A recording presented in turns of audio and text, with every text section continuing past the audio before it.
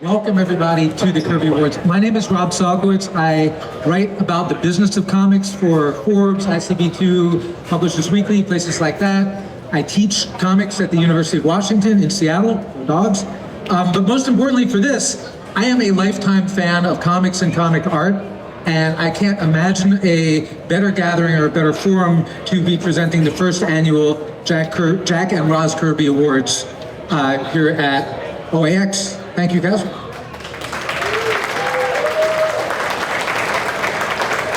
And I'm Gasser Gambari. Yes. I work at Collectors Network Holding, PBC. We're a public benefit corporation that owns and operates comicartfans.com and this original Art Expo. Again, thank you for being here. So the Kirby Awards are here to honor excellence, innovation, and humanity in visual narrative and storytelling. And you know, there's a lot of awards out there to recognize technical excellence in comics, because it takes a lot of technical excellence to make good comics. So what makes the Kirby Awards different from all of these other awards? I'd like to think it's the same thing that makes reading a Jack Kirby comic different from reading other comics. Right? It's not just marks on the paper that keep us coming back. It's the joy, the exuberance, the curiosity, the energy, the conscience, and again, the humanity that imbues those pages. Those are things that Jack was able to develop over his lifelong partnership with the love of his life, Roz, and what makes them the first couple of comics. Right on, give it up to Jack and Roz. So, like a great Kirby comic, we are going to be brief and action-packed here. We've got 7 awards recognizing creators at different stages of their artistic journey. Creators who embody those traits that we love about the best of Jack Kirby comics, that sense of innovation, that experience of new discovery, that ongoing excellence, and that the awards are here to encourage those creators in their journey, wherever they are, whether they're just starting out, whether they are mature, whether they're getting the flowers after a long career, so that they can continue to bring joy into our lives through the stories that they're telling, just as Jack and Roz did for every minute that they were here on Earth. So we have 7 awards tonight. Kasra will be telling you a little bit about the hardware that we're going to be handing out here. And then after that, we will be getting right into the program. So for tonight's ceremony, we have this, what we're calling representative example of the Kirby Award statue. And yes, we are bringing a video up here, and you'll see all the award winners will get this, but we're going to laser engrave them individually and ship them in a special sort of crated box afterwards. So for tonight, if you'll forgive us, each one of you will accept this and kindly return it to us. Okay. I kind of want to keep this one. And I especially want to thank my partner in making this, the sculptor Carlos Soca. Carlos is here. Would you stand, Carlos?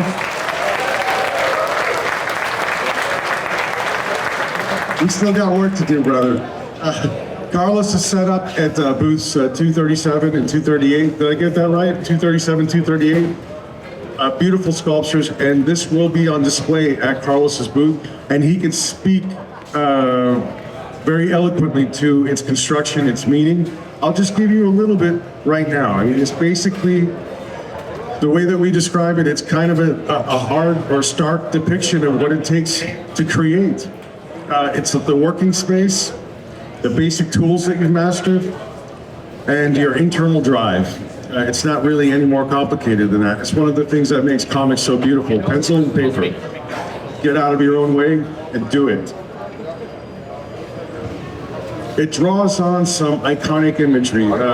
For now, I'll just discuss Jack Kirby's workspace is pretty well known. I think it was once called a dungeon. I think that word has been used to describe it. It was a little bit nicer when it was above ground in California with an actual window, with the view of a pool and a beautiful valley.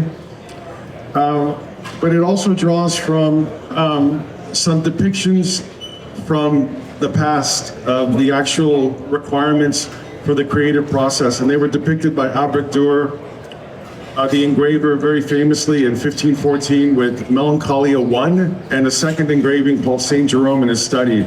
So those are the sources. If you want to Google, or if you want to use AI, please don't do it while you're at OAX, but go ahead and do it otherwise. Yeah, bad idea, right? And you'll see more, and we'll talk about it more later, but for now, go to Carlos's booth. It'll be on display. He might let you touch it after the awards are finally happened. No? Okay. And we're good, let's go. So to begin, to get things underway under the spirit of Jack and Roz, I'd like to invite Jeremy and Tracy Kirby to the stage to say a few words before we begin the ceremony.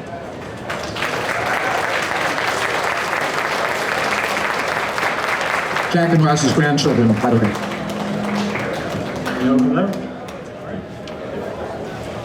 All right, awesome. Wow. Thank you guys. It is amazing to see everyone's smiling faces here, and what an amazing turnout. Thank you all so much for being with us here today.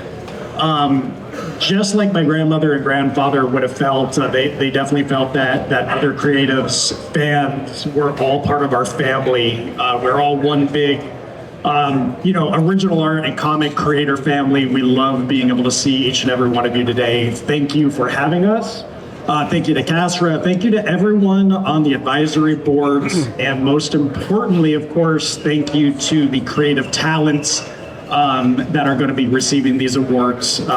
We're just so happy to be part of this. Our grandparents, Roz and Jack, they would have been so happy to lend their names to such an amazing group of people. So thank you so much. And Tracy? Just to reiterate with Jeremy, I had the privilege to help kind of initiate this idea with Casra in the very beginning, and thank you to Casra. It's just been an amazing journey to kind of see this come to fruition. So again, thank you to everybody involved over this on this first go with these awards, and we're very privileged and honored that we can help kind of usher this in to honor artists of today. And I know growing up at the house, I saw Jack and Roz all the time just spend hours. And it didn't matter if it was at the house or if it was at San Diego or anywhere. And what I loved about Jack and Roz it didn't matter if you were an older artist that was seasoned and was in the business, and it didn't matter if you were a young kid or a high schooler having a dream of being a great artist one day. He would talk to you as if you were the same person. He would give you the advice. He would just be open and expressive and give you great feedback and optimism, and it just made everyone always feel so great to be around them. And I know he would appreciate what we're trying to do here in honoring artists of today, both old and young and experienced and new and upcoming. So congratulations to everybody, and thank you for being here.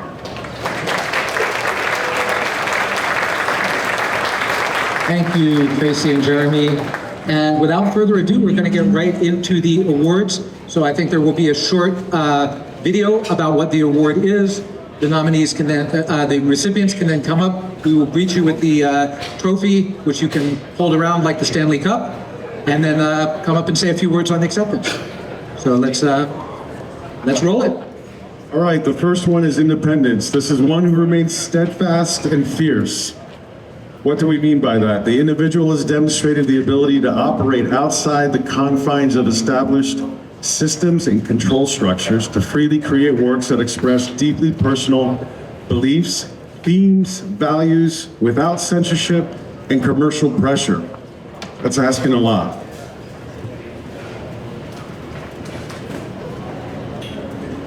And the award goes to...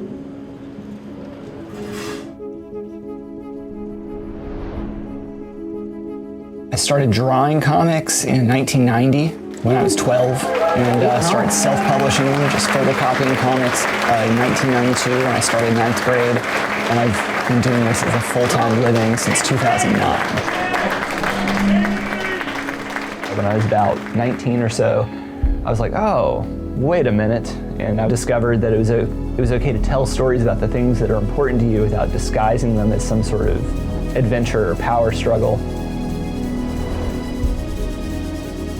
I'd been going to comic conventions and stuff starting around 2003, but I always felt like I'm gonna step into this world, the indie comics world. Probably took me 3 or 4 years before I realized that I already belonged there. You put out 5 books in the last 3 years, and then 19 books since 2003. And that's almost a book a year for the last 21 years. One side of it is that very personal, like, the fire I have in me, where I'm like, I can't not make comics.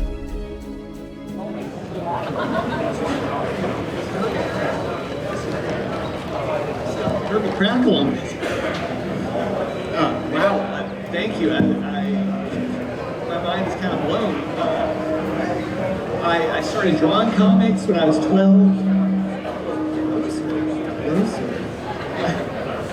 I started drawing comics when I was 12. Really getting in touch with X-Men. It's what kind of helped me as like a junior high kid start to make sense of who I was, find my place in the world, what I wanted to do with my time and energy. And that kind of pulled me into underground punk and music, networks of people. To me, like, comics is inseparable from that sense of creative community. So just thank you for this little, I guess, inclusion into what I value so deeply about this weird thing we all do together. I would like to dedicate this to my friend, my hero, my collaborator, John Lewis. Today's his birthday. He would have been 86 years old today. So as a steadfast, committed, stubborn-ass man who is able to use that independent spirit to make our nation and our society genuinely better. Let's keep it up, and this is for him. So thank you.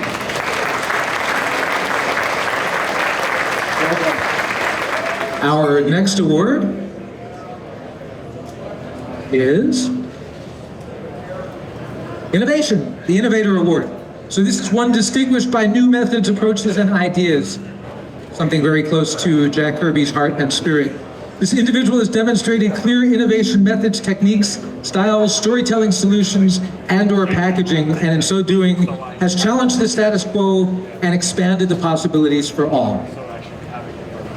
And this year, the award goes to somebody that this was practically written for.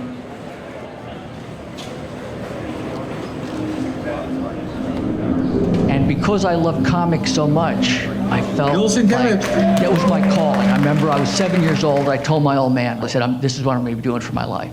So I feel like the medium could do anything. Sienkiewicz was great already, but what he does in this graphic novel and in Electra Assassin, it changes comics. It changes almost what you can imagine. The way Chris Claremont explained it, Sienkiewicz is incredible. He's one of the only artists he knows who's able to draw subtext.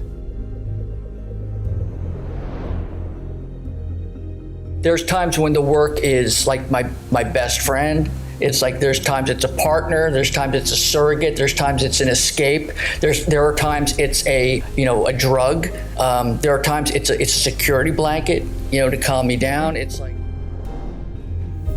Sienkiewicz, for instance, he taught me to lose some fears that I didn't even know I had. He's so brilliant that he takes it in as soon as he sees it. On top of that, he's the thing that I cannot imitate is that he's got the most unnatural drawing skill you could ever. Yeah, that helps. You should see the sketches, man. I'm telling you.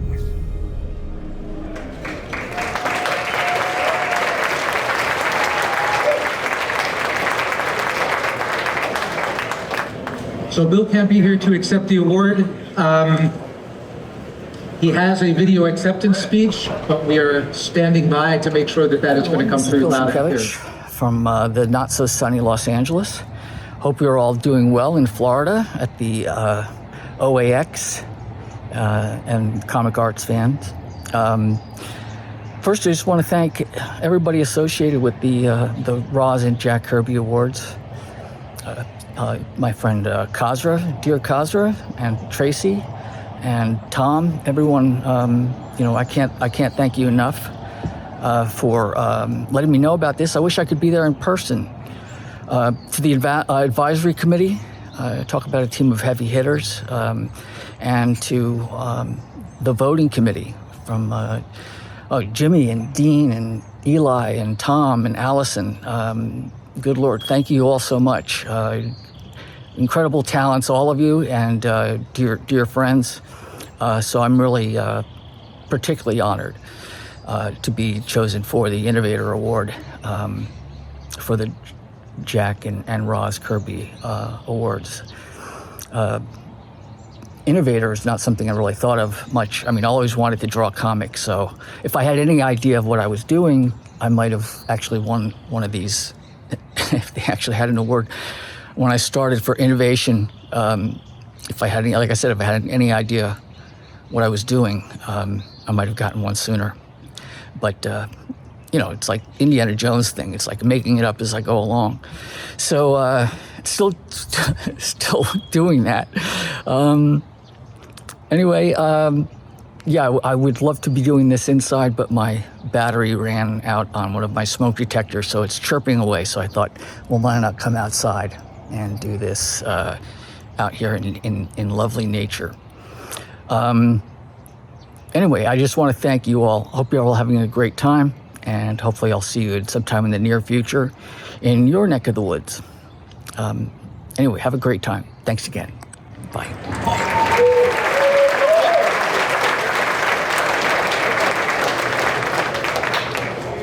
Fantastic.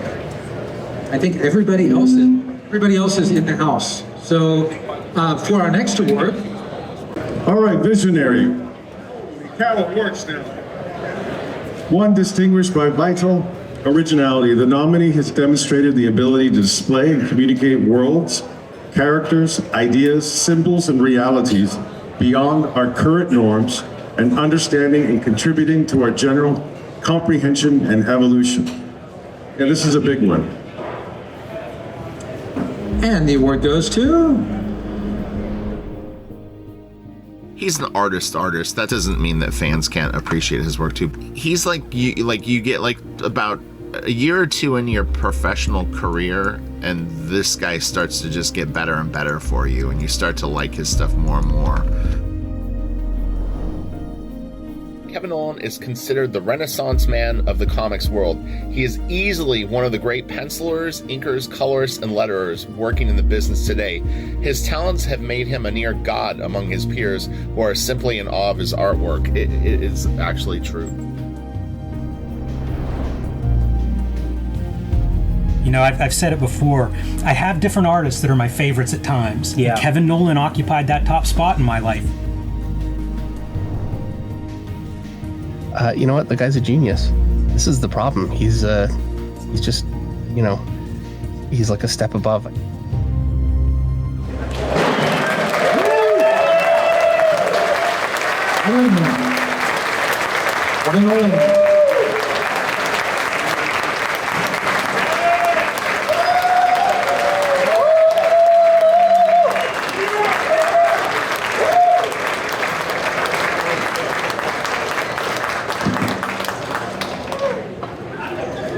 I don't know what to say, because this is a total surprise. I'm looking at all these people who obviously were concealing a secret from me all weekend, so good job, well played.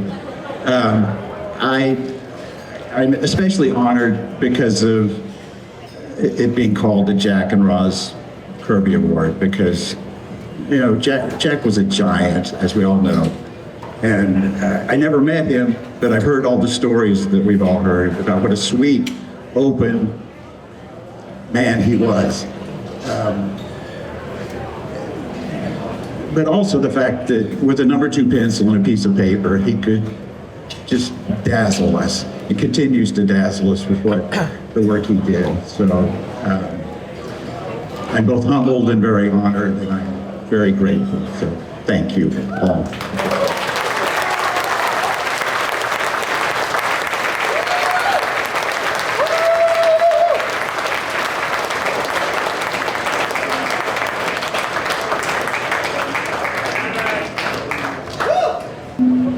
For our next award. So this is the Newcomer Award. This is someone that we should support in all ways. An individual who has demonstrated early in their artistic life unique capabilities, viewpoints, perspectives, dedication, and perseverance that invites the of consistent, unique, and impactful works to be created. Remembering that Jack Kirby was a newcomer once and dazzled us with all of these things. In the spirit of that, our award goes to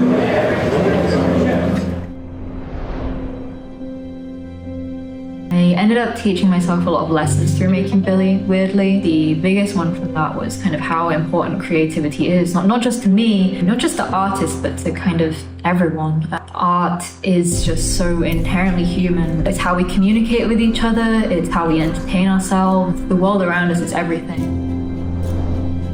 I truly think if she keeps up this trajectory, in 10 years or so, she'll be looked at as one of the greats. Have you ever experienced the moment whenever you're encountering a story for the first time and you have this visceral reaction to it? When I was reading It's Lonely at the Center of the Earth for the first time, I was completely blown away with her understanding of the medium and being able to fully explore the capabilities of comics. Even if you're making bad art, you're still making art that didn't exist before. And that's better than making no art at all, so.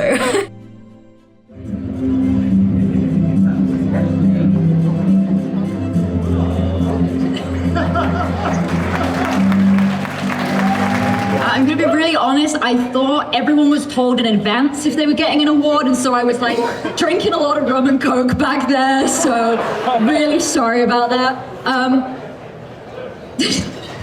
I'm really glad I won this because this design is sick. This is like the coolest trophy I've ever seen. But I also did want to say, take this opportunity just to say that the first Newcomer Award I won was back in 2019. So I've been a newcomer for quite a while now.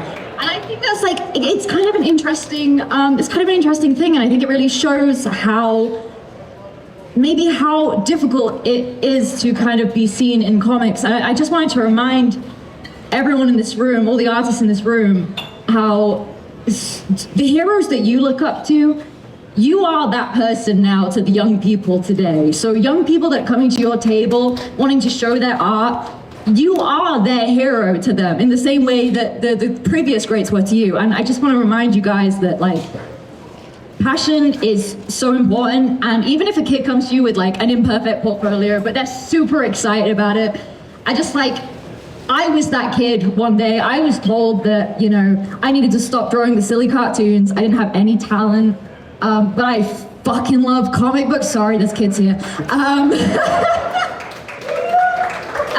And so I just want to remind everybody that like when those kids come to your table and they love art and maybe they're not the greatest in the world, please give them all the encouragement and the advice you can because it's super important. And I'm just so happy I get to be that person now because I never felt like I got that as a kid. And so I just, reminding everybody to do that. Thank you.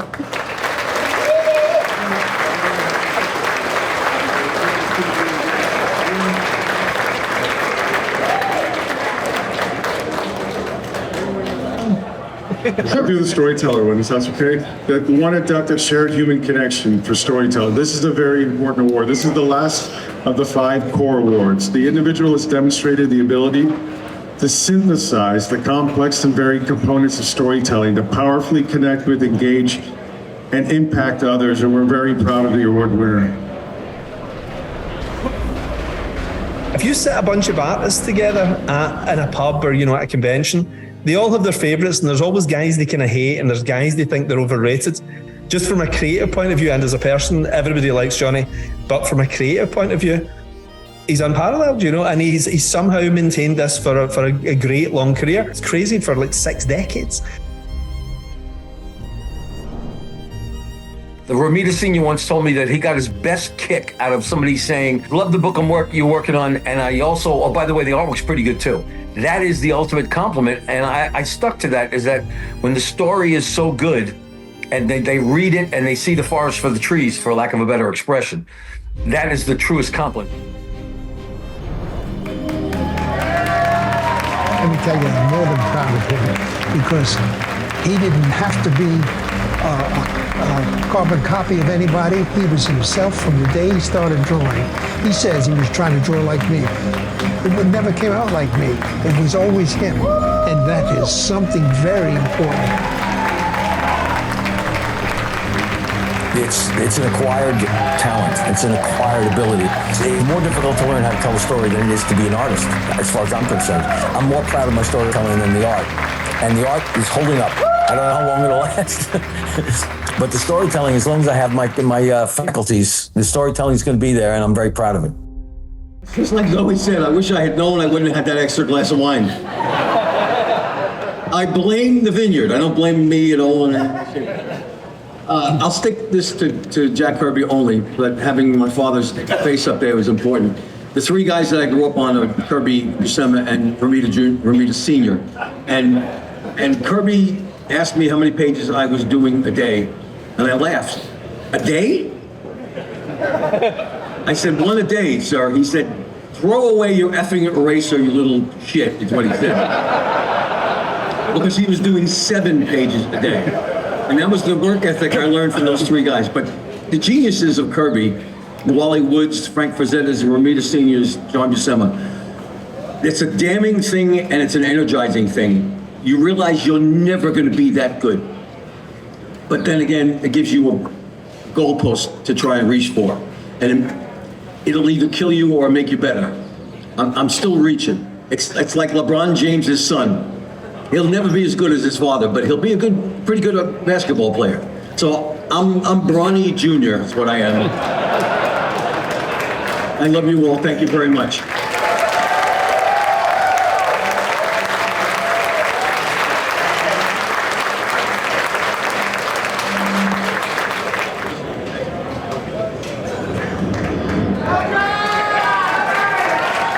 What an awesome assemblage of talent that we've seen recognized here.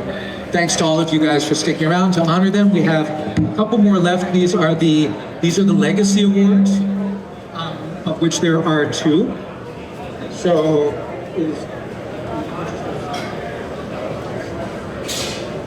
the Creator Award is next. Let us see what is So the Creator Award goes to one whose life's work is an exemplar for those to come. This individual has demonstrated the desire, ability, and commitment, time and again, to re-enter the creative process and engage the often unpredictable and arduous creative journeys toward conveying to us new stories, characters, themes, symbols, and possibilities.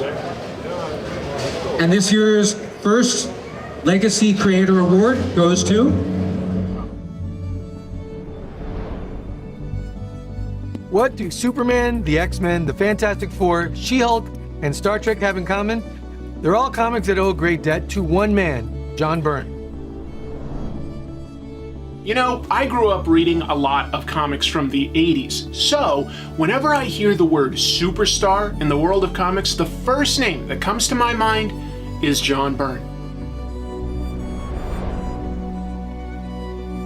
His 5-year Fantastic Four run, bursting with character and cosmic creativity, is right up there with Stan Lee and Jack Kirby's. John Byrne, if you're listening, I would love to ink 1 page of yours, then I can die a happy artist. So if just one.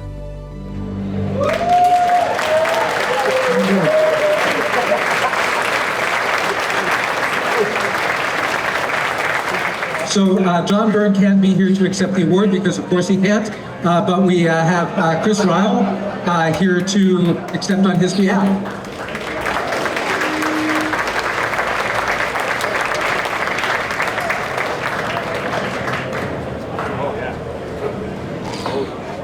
So obviously I'm not John Byrne. John really wanted to be here to accept this in person until I told him he had to leave his house to do that. And so then I said, okay, well, let's do a video. And he was all set to do a video. And then the batteries and the smoke alarm went out and it was a whole thing. So he said, look, just go accept it on my behalf. So he couldn't be here, but I know what this means to him. I know what Jack Kirby means to him. And I think we all do. Like, John has spent his entire career honoring Jack, trying to work on every one of the properties and characters that Jack created that he could. And he's been a Jack fan since he started reading comics. The first comic he ever read was Fantastic Four #5, and he's had it just imprinted on him, and that was it. He said that was the top for him, and so he spent his entire career, like I said, trying to honor Jack and to sort of do Jack's legacy proud. When I heard he was getting this, and we were talking about basically his output in the 80s, he was doing 3 titles a month, John was. And I said, why were you doing so much? Why were you doing so much work? And he said, well, when I was reading DC's comics when I was younger, I was buying 3 Jack Kirby titles every month, and I figured if I want to even aspire to be anywhere near the greatness of Jack Kirby, I also need to do 3 titles a month. And he said about 6-9 months later, he realized that Jack wasn't actually doing 3 titles a month. DC was just releasing 3 a month. Jack was doing more like 2 on an average basis, so he said he cut his output back to 2 because he figured if that was good enough for the king, it was good enough for him. And again, like, I'm happy to accept this on his behalf. So to Kazra and the OAX crew, and certainly to Jeremy and Tracy and the Kirby family, I know what this means to him, and I thank you so much for the honor on his behalf. All right, what do we got? What's the last one? Teacher. One who suspends self and readily bestows experience and guidance. The individual has demonstrated the rare and critical ability to take that which they've experienced and learned, and in a natural and discerning manner, communicate their knowledge to others in a way that's timely, uplifting, and impactful.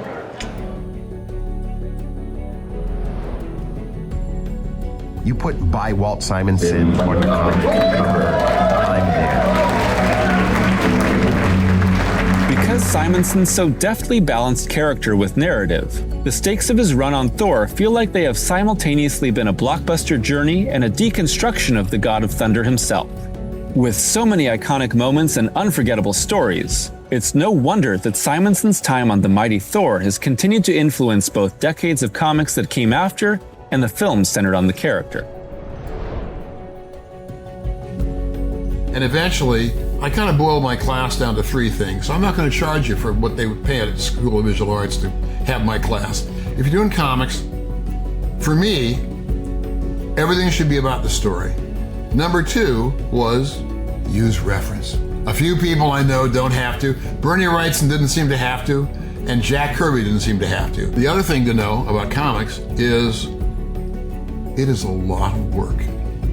Okay, that's as much advice as I've got. When you work with artists of a storytelling caliber of Walt Simonson, why would you have the writer dictate to them in full scripts? I mean, that's like shooting yourself in the foot.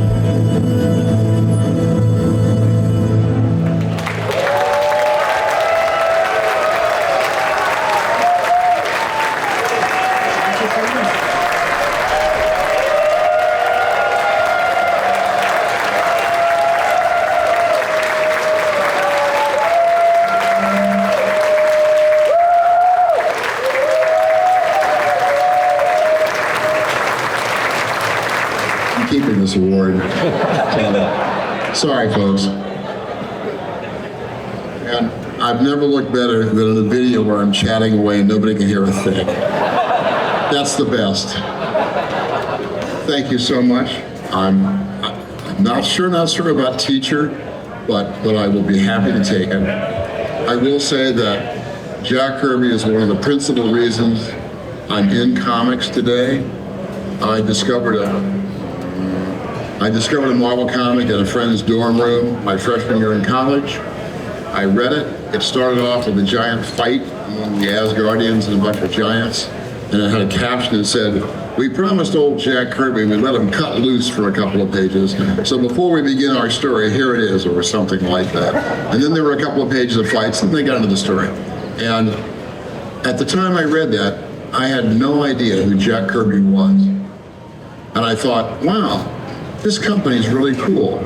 Some kid wrote in and said, I'd love to see some action at the beginning of the comic. And they let the guy just draw some action, let somebody draw action, and it went from there. 20 years later, I reread the comic and I went, we let Jack Kirby, and I went, oh, for God's sakes. So I figured it out. But I loved Jack's work from the beginning. I thought it was amazing. I loved its energy. I loved its inventiveness. I loved his characterization, stuff that you hear about his energy and that stuff a lot. You don't so often hear about, for example, his acting. And the acting of his characters is magnificent. Canto, the assassin, in the Fourth World material, bows and tops his hat the way a courtier would in the De Medici court. And it was that kind of thing that Jack brought. He just brought the entire slew of visual language into comics in a way that was astounding. I don't pretend to be that guy, but I have tried to emulate Jack's action and his storytelling to the best of my ability. I'm incredibly grateful for this award. I am humble about it. I still question the teacher, but I'll take it. And thank you very much. Thank you all very much.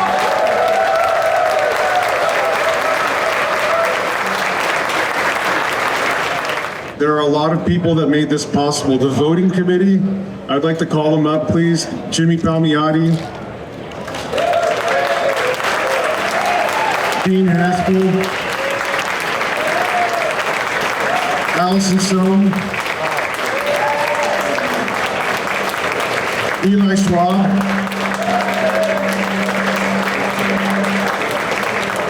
and Tom Shuley couldn't be here. And we have a wonderful advisory board from all walks of life, all perspectives. I'm just going to call them up. There you are, now you're blocking my guys. There we go. All right, Rodney Barnes couldn't be here today. Julie Bell is here. Julie is set up in the Seminole Ballroom. Julie, if you're here, please come up. Sarah Jane Blum from Heritage, Director of Illustration, please come up. Andrew Farrago, Cartoon Museum. Dean Haskell is up here. Gamal Hennessy, wonderful attorney. Where are you, Gamal? You can't hide. There he is. Tamsin Isles, Jan Jones, Adam Kubert. Adam's here. Come on, where's Adam? Let's see. Chris Ryle, Rob, thank you again for being up here. Jeff Singh, Jim Steranko, Jeff Trexler from the Comic Book Legal Defense Fund. Jeff, there he is. Sean Watkins from Athenium Art, representing the best we have to offer. And Joe Woes. Joe is set up here as well in Seminole. There he is, the best shirt in the house. And we've got the Oversight Council. Please, Tracy, Jeremy, and the Museum and Research Center, Rand and Tom, please come up. And if the award winners don't mind coming up, I think the stage is rated to carry all of our weights. We'll take one photo, then we'll start the auction.